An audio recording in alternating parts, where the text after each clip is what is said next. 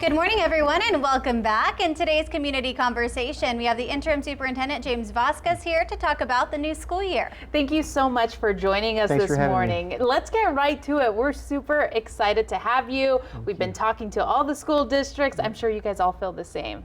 Yeah, we're excited to start the new school year, welcome the kids back. After a tough year, we had a strong finish to the school year. Lots of great things going on, starting with the school board. We have new members combined with our sitting members. They've really bonded so quickly and so well. So that's breathed new life into the district. Then we got our star scores right after that in May, and we did extremely well, even better than the year before. We're projected to have more A schools than the year before, fewer C schools, and no D or F schools. Then we had that recruitment and enrollment expo that I spoke about last time I was here, and that was a huge success. Hundreds of people showed up. We registered over 50 students from other area districts into our district.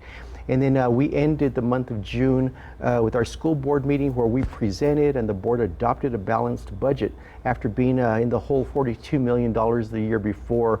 So there's a lot of momentum and a lot of excitement entering this new school year. What do you think you'd say you're looking forward to the most? You know, I just love the first day of school.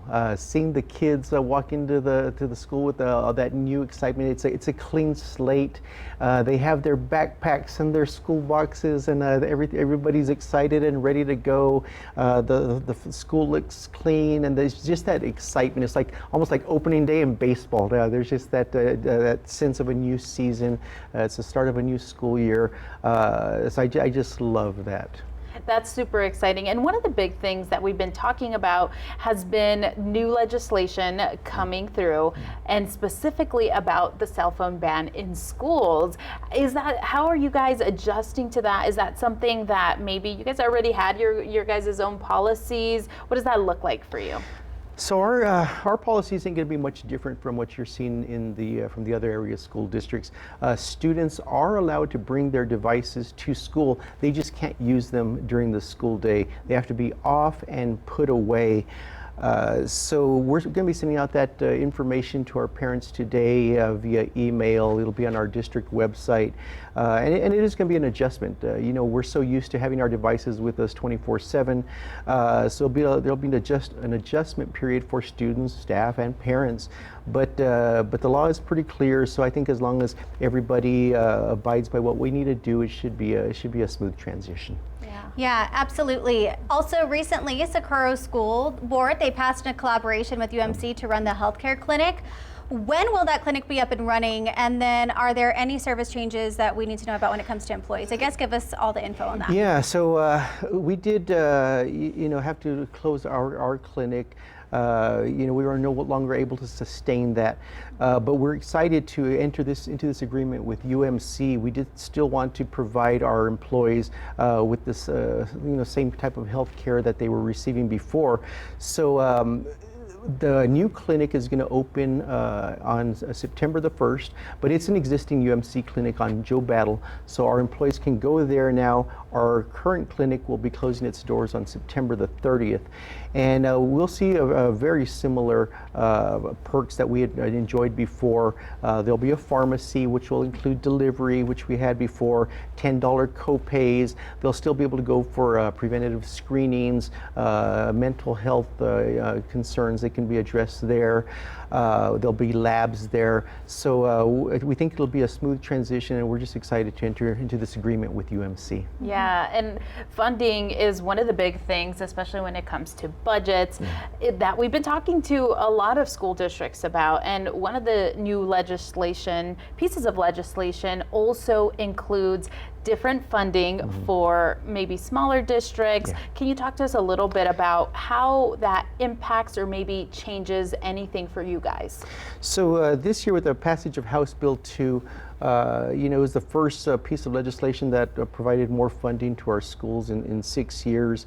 And while we were excited to receive additional monies, It was really insufficient. They only increased the basic allotment by $55 per student, which is far below what was needed. And then the spending is going to be very targeted. For example, we received $26 million from the state, but only $8 million of that was discretionary. So we have to be really careful with how we spend that money. But that $8 million is what we use to close the gap and pass a balanced budget. But as a part of House Bill 2, we're excited to be able to give our employees a raise. Those teachers with 3 and 4 years of experience will be receiving a $2,500 raise. Those with 5 or more years will receive a $5,000 raise. All other employees will receive a 1.5% increase in their pay.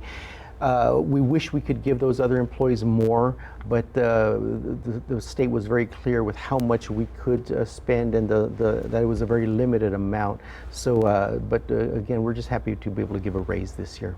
Absolutely. And then you've been very busy. You were just voted to take over as superintendent. Congratulations. Thank you so much. We wanted to talk a little bit about that, and I guess how you're feeling about the transition, how the transition is going. It's exciting. It's been a smooth transition. I've been in this role for the past 16 months, and we get along so well with our employees. It's a great relationship. They know my expectations. They know, what the program is. We have our systems in place. So we're just continuing to move forward. Like I said earlier, there's just a new excitement in the air. We welcome back our teachers this week, and I've had the chance to speak to many teachers, administrators, and there's just this genuine sense of excitement in the air because of all the things I mentioned before. So it's good to come back to the school year. Don't expect too many changes on our end. We still, even though we passed a balanced budget, we still face some challenges. That's just balancing the budget is just the start. We still have to build our reserves. We only have about 15 days of reserves, which is dangerously low. We still have work to do with regard to the budget, but at least we balanced, and we're going to move forward and continue to make the right decisions for the district. That's very exciting. Is there anything else that you'd like to add? Anything exciting for the school year that maybe you'd like to talk about and give a little quick shout out? Yeah, just real quick. We just had a celebration a couple of days ago. The Socorro Independent School District is considered a nationally STEM certified school district. We're one of only 3 school districts in the entire nation to receive this distinction. So we're extremely proud of that. 3 of our schools offer STEAM education. That's Escontrias STEAM Academy, Sierra Vista STEAM Academy, Montwood High School, but we have all sorts of programs at other schools, like fine arts academies at the elementary levels. Our CTE programs at the high school levels are extremely strong. We offer industry certifications in 43 different areas.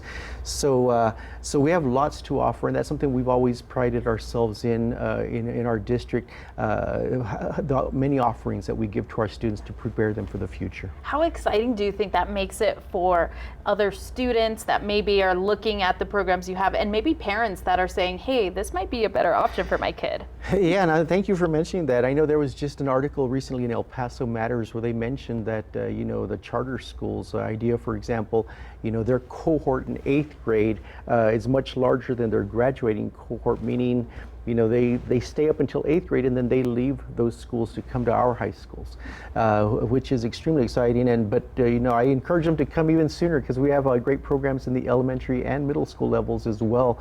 So we think that the public school is really just the way to go, because you really can't compare the offerings that we have to the charter schools. Yeah, absolutely. Well, thank you so much for taking the time to talk with us, and congratulations once again. Thank you so much. I appreciate and good luck on that. the year too. Thank you so much. I appreciate that.